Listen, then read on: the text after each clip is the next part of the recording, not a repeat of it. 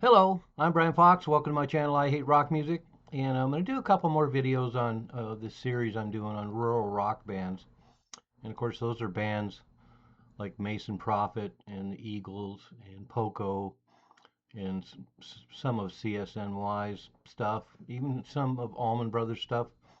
Just this kind of mix of country and blues and folk and rock and sometimes jazz and a lot of roots rock elements and sometimes even bluegrass when you get to bands like Nitty Gritty Dirt Band.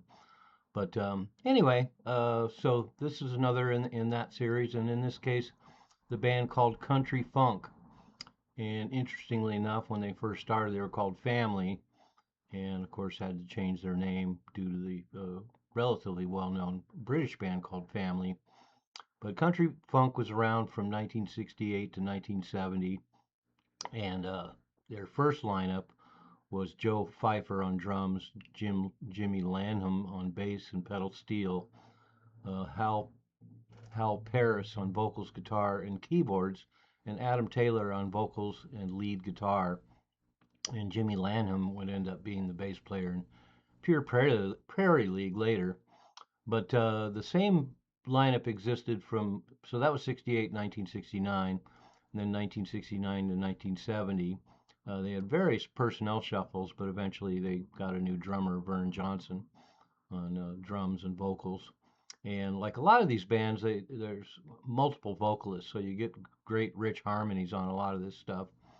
But the stuff that showed up on the album, a lot of it, well, I say shouldn't say a lot. Four songs were actually from their 1968 demo, and then it ended up showing up on their 1970 album.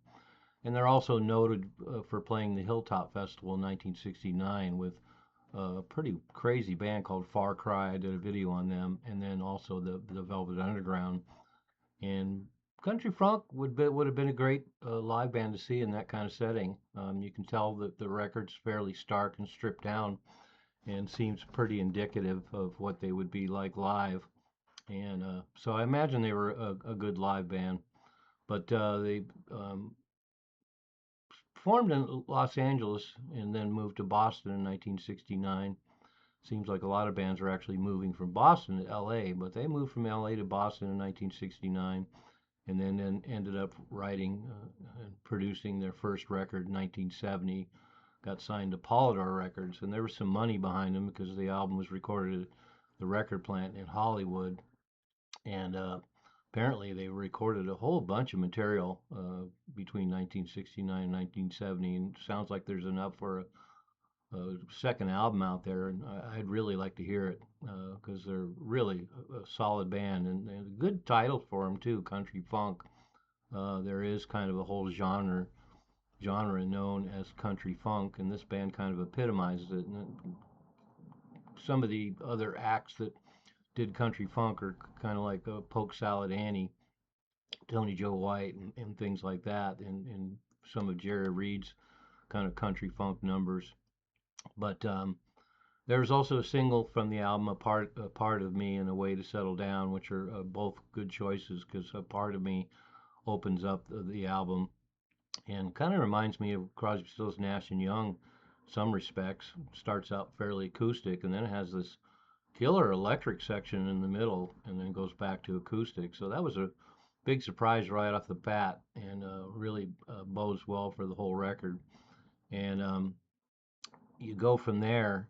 There's seven or eight absolutely great songs on here. Let me go through the songs a little bit. A Part of Me starts off the album. Then there's a nice little acoustic number called Phoebe. And then the third song is Really My Friend, which is totally killer country funk riff. Great harmonies, a nice electric guitar with some actual feedback and a killer solo at the end. So that's one of the things that kind of characterizes this country funk material a lot. That a song like "Really My Friend" starts out fairly country and then has kind of a funky riff, and then actually has a lot of electric guitar and a killer solo at the end. So that's kind of the epitome of this country funk style. And the fourth song continues in that vein. Not This Time, killer riff, definitely funky for country, and then really cool dual guitar work. So we all know I like that. And then after that is two songs for me and Poor Boy. One is a country ballad with some great dual acoustic guitar work. And then Poor Boy has some piano and some really killer, funky kind of guitar riffs and pretty funky drums as well. So we can tell that the drummer's pretty smoking. And sometimes it's kind of hard to tell with these records because they're somewhat laid back. But in a case like this, you hear the drums on Poor Boy, and you can tell he's got his shit together. And then we got three killer songs right in a row. A Way to Settle Down, a great country rock song, and it has a totally country funk break in it. So once again, that song is the epitome of what country funk is. And then When I'm Without You, a really cool electric rocker. Again, it's got some really funky parts to it. Great killer drummer, and it actually has a long jam at the end with a lot of solos and everything. So that's another really great addition to this album. And I kind of like these kind of rural rock albums because one thing that happens is you get a lot of country uh, songs and things that are pseudo country and country influenced or folk and that sort of thing. But when they interject these electric moments, it really uh, expands your idea of what this band is about, what these kind of bands are about. And this record's full of those moments where you think you're getting a country song, and all of a sudden these country picking licks turn into something funky, and then you have these amazing electric sections and electric guitar playing that really makes the record stand out as something a little more unique. And in the case of a band like Country Funk, they really hit the electric stuff hard. You know, the moments that are scattered through the record that have these electric moments. It's really excellent. So then you get back to the album coming in. Has nice pedal steel, totally great country ballad, great song. If I Find a Way, another country ballad.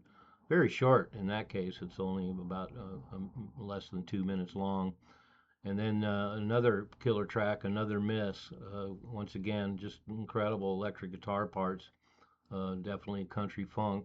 And uh, and then the album finishes up with a song called Want, which has some really great jangly guitar work, great harmonies, um, and kind of akin to the Byrds in some ways. So as usual with some of these records, you hear some Byrds, you hear some CSNY, you hear some Eagles. You know, it's just unavoidable since they're kind of mining the similar territories in a lot of ways. But I love this record. I think it's killer. I wish some stuff from their other sessions popped up, but you know, all in all, there's at least 7, 8 really great songs on this record, and that's a good feat in the land of obscure records. So Adam Taylor ended up showing up. He wrote quite a bit of the material on this record. He showed up with a solo album on Tiger Lily Records in 1976, and it has 5 of these country funk songs on it. So he continued to mine that material, and why not? They're great songs. So anyway, as far as these kind of rural rock country funk bands go, country funk is very highly recommended. I got the link below. Check it out and see what you think. And I think I'll probably do one more rural rock band and then call a wrap and get back to some more hard stuff, which we all love. I'm Brian Fox. Thanks for watching I Hate Rock Music.